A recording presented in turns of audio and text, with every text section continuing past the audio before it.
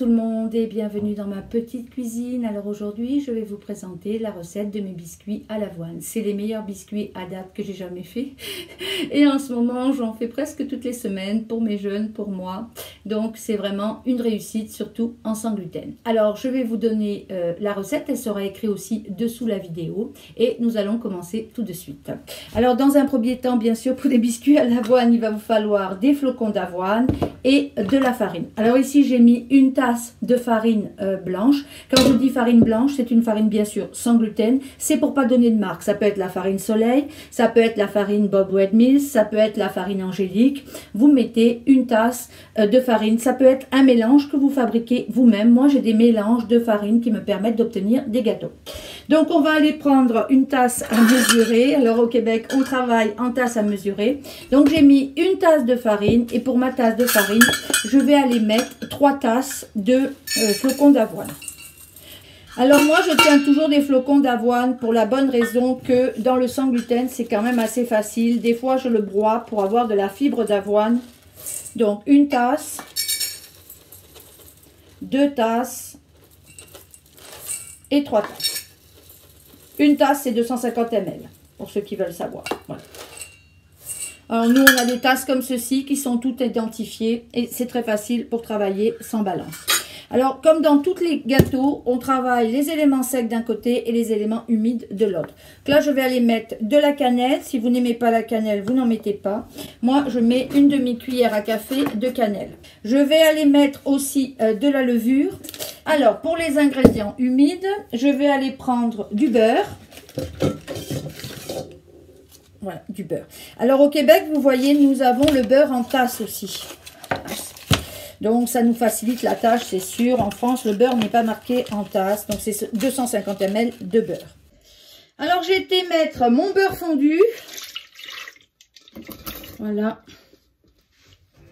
Je vais aller mettre mon sucre. Alors, le mélange de sucre, c'est un mélange de sucre blanc et de cassonade. J'ai déjà essayé de faire tout sucre blanc et tout cassonade.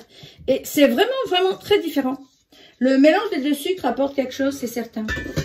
Voilà. Donc là, on va aller mettre une demi-tasse de sucre blanc. Donc ici, nous avons le sucre blanc. Et je vais aller mettre une tasse de sucre roux ou cassonade. Et là, on va aller mélanger le beurre et le sucre jusqu'à temps que ce soit bien mélangé. Donc, c'est sûr, on va le faire au robot. Par la suite, on ira intégrer les aliments secs dans les aliments mouillés. Donc là, je vais aller mettre une tasse. Alors, la cassonade, quand on met une tasse, on ne la tasse pas. Vous voyez? Parce que si je la tasse, je peux en rentrer beaucoup plus. Donc là, je vais aller mélanger ceci et ensuite, j'irai rajouter 2 œufs. Alors, comme vous le voyez, j'ai le fouet. J'utilise le fouet ici pour mélanger, pour battre. Mais par la suite, je vais aller mettre la feuille. Pourquoi mettre la feuille? Quand je travaille en sans gluten, je travaille toujours avec la feuille. Donc, dans un premier temps, je vais aller faire ma préparation comme ceci. Et quand je vais ajouter mes ingrédients secs, j'irai mettre la feuille. Alors, comme vous le voyez, j'ai changé. J'ai mis la feuille. Et je vais aller ajouter dans ma préparation mon sec, qui est déjà mélangé.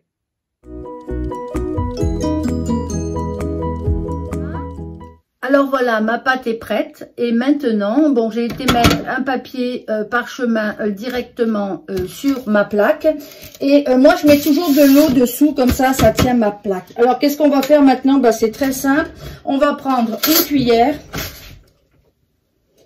Alors la quantité que je vous propose, ça en fait beaucoup, donc vous voyez c'est à peu près une cuillère. Et ce que je fais, ben moi je vais aller mettre ma cuillère, voilà, directement sur ma plaque. Et là, on va répéter le geste. Alors, si vous en voulez des plus gros ou des plus petits, ajustez. Moi, je mets une cuillère et je les espace parce que ça va grossir. On va se mettre là pour que vous les voyez mieux. Et je ne mets pas de plaque dessous. Je les fais cuire au fur et à mesure. Oui, ça prend plus de temps, mais c'est jamais bien intéressant de faire cuire plusieurs plaques de biscuits en même temps parce qu'il y en a toujours une qui est moins bien cuite ou trop cuite ou pas assez cuite. Bon, enfin... On pense gagner du temps, mais en fait, on perd en qualité. Donc là, je vais aller tous les préparer.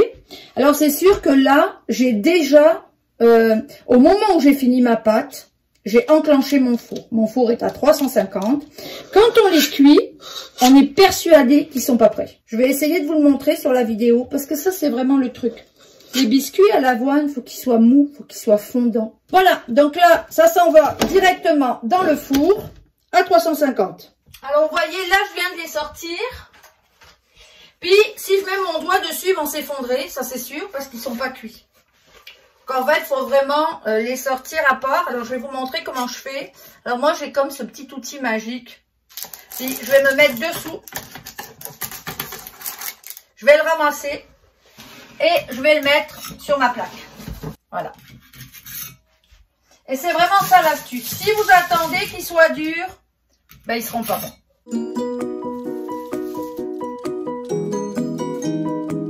Alors, au début, j'arrivais pas à les sortir. J'ai trouvé cette astuce.